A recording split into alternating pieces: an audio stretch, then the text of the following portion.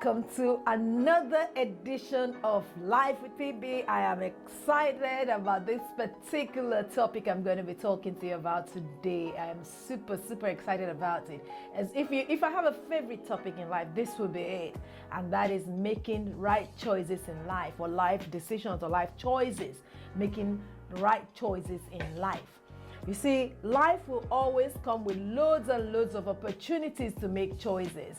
And I remember a reading or a message I read ages and ages ago which says, we will make our choice once in life and then the choice makes us. We'll make our choice and then the choice makes us. So that means that we need to make the right choices. But let's talk about like the bedrock of choices. So let me give you a little story. While I was growing up as a young lady, there was this lady that I looked up to that, in my opinion, was a successful young lady. She's a senior sister of my best friend. She was very intelligent, very pretty. She loved Jesus.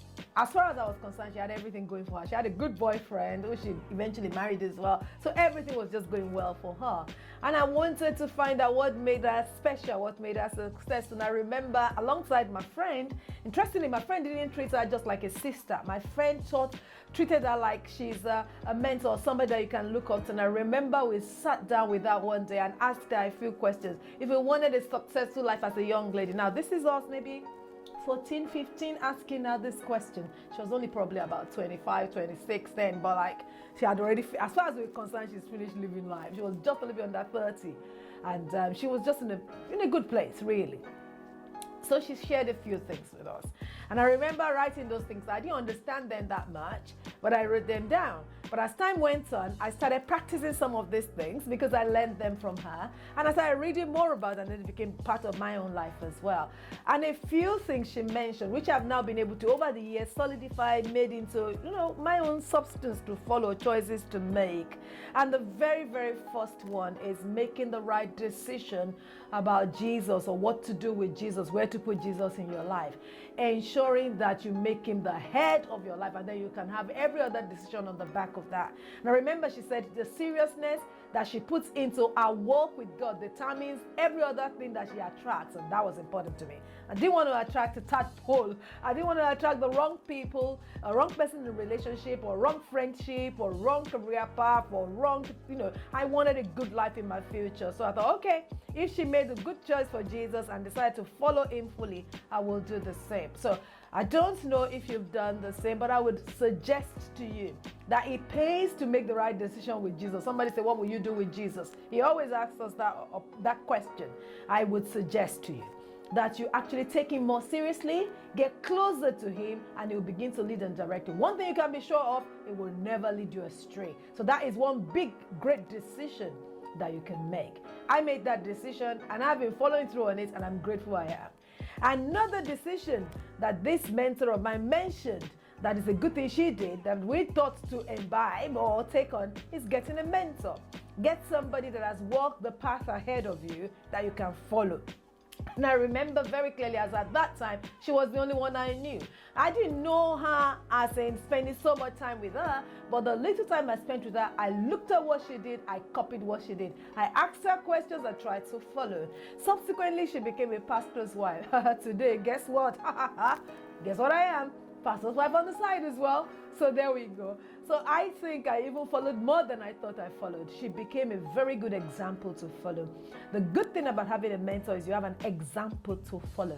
Sometimes there could be people that are close to you, and sometimes there could be people that are not very close to you. But I will always suggest get a mentor that you can ask questions of. So it's not just their actions you're seeing. The Bible says he made known his ways to Moses and his acts to the children of Israel. The children of Israel did not understand the details of what God was doing because they didn't know his ways, but Moses knew his ways, so he understood better. So choose somebody who you can come close enough to see why they do what they do, so you can follow properly. Getting a mentor is one of the best decisions you can make because it cuts short on trial and error in your life.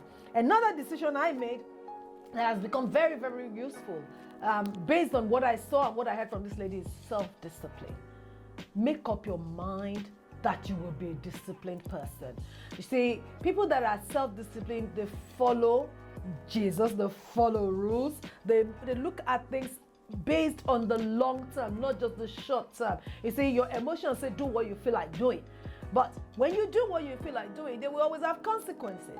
And if you look at people in the Bible that just follow what they felt like following at that point in time, they almost always run into trouble. See, as a younger lady, I used to say things I felt like saying when I feel like saying them, but I realized that it didn't help anybody. It wouldn't help the person listening. It's not helping me that I'm saying it. And I had more enemies than I had friends. Recently, my pastor preached, he said, if you will always have problem with people and fall out with them, then choose have fewer friends because you're not self-disciplined.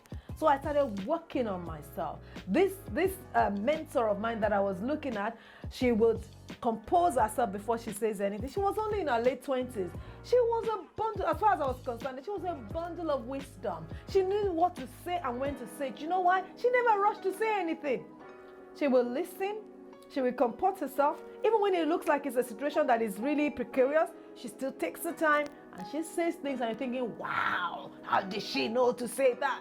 Because she was self-disciplined. She held her emotions in and she took her time and allowed her spirit to rule over her soul or her emotions. So that's another thing that I learned, that I know that over time, as I make choices that are based on that are disciplined choices, I have reaped the reward of them. These things I'm telling you, their rewards I've reaped over the years. And I want to encourage you to imbibe these life decisions as well, because they will help you. Another one, as I'm running towards the end of this particular session, is never to be discouraged. Never to be discouraged. You see, this auntie, I'll call her an aunt of mine, even though we're not related. She used to say something that she chooses to encourage herself. She says she literally takes the word encourage yourself in the Lord personally. So every morning she wakes up, she encourages herself. She doesn't wait for anybody to encourage her. And the truth is, if you're waiting for people to encourage you, you might find yourself terribly discouraged in life. I've realized that over the years. Nobody's primary assignment it is. There is no one's primary, no, let me rephrase. No one has the primary assignment of encouraging you. It doesn't matter how nice they are. They don't wake up every morning and say, I got to encourage Bola today. I've got to set my time for that. No. Choose to encourage yourself. Encourage yourself with the word of God. Encourage yourself with all the good things about you. Write, if you don't know what's good about you, write them down. Write anything whatsoever, any personality traits, characteristic, anything good, or something that someone has complimented you on, or even ask a couple of people around you, please, what's good about me? Then focus on those. Even if there are only two, focus on them. Encourage yourself with them. Oh, I am a great listener, if you are. Oh, I am a compassionate person. Focus on it, encourage yourself with that, and then do things within the remit of that, because you will never be discouraged as long as you keep on encouraging yourself. If you're waiting for people to encourage you, you will be discouraged. So these are some of the life choices that I have made that have really, really helped me. Listen, I read something about choices. It says the effect of decisions made earlier on in life affects our wealth, our relationship, our health, our emotional well-being, and every area of our lives. I was listening to another gentleman that mentioned the fact that you choose Jesus, you choose your career path, you choose your life partner. These are things that you choose carefully. However, if you choose your life partner wrong, it can unseat your walk with Jesus, unseat your move in your career, and mess the whole of your life up. So life is full of decisions. You make them, they end up making you. So slow down and make good life decisions that will help you so that you can enjoy the result of it. It's necessary for us to live a great life. Life could be sweet and life could be really, really stressful.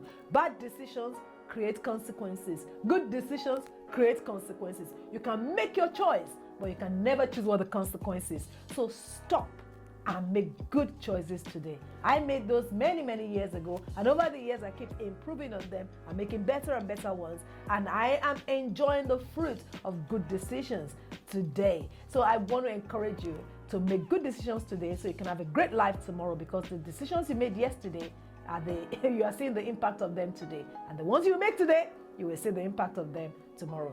So don't try to start with the big things, just start with the little things. Make great decisions today and enjoy a fantastic life. Thank you so much for listening to me. I hope you've really enjoyed it. I have enjoyed delivering it. I could go on and on forever about choices and decision making. But before that, I just want to let you know that there will be many more of these subscribe to our channel, and if there is something you've really enjoyed in this, make sure you share with somebody else as well. And I look forward to talking to you on the next edition of Life. Thank you for your time, and bye-bye.